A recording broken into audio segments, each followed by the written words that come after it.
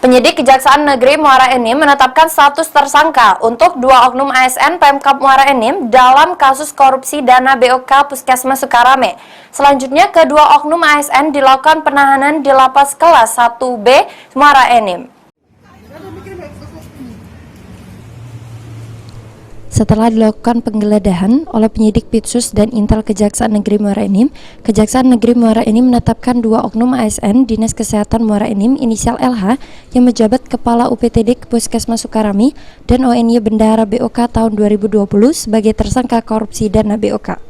Dalam kasus dugaan kasus korupsi terkait pengelolaan dana bantuan operasional kesehatan atau BOK, anggaran yang digunakan sebesar 620 juta rupiah dengan merugikan negara sebesar 442 juta rupiah.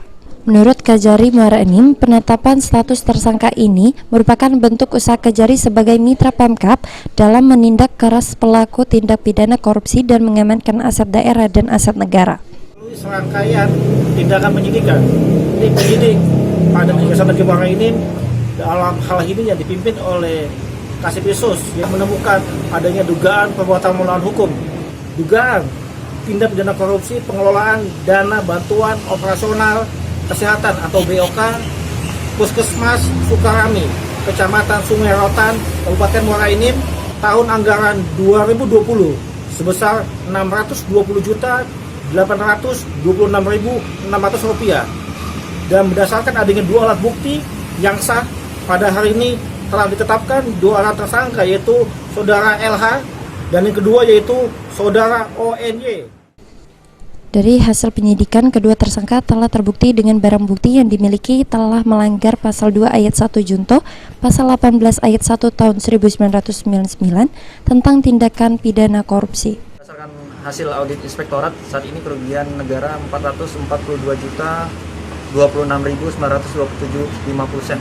Modusnya dalam kegiatan penanganan penggunaan dana BOK ini diduga ada SPPD fiktif terhadap pembayaran honor dan kegiatan fiktif, kemudian ada belanja barang habis pakai fiktif.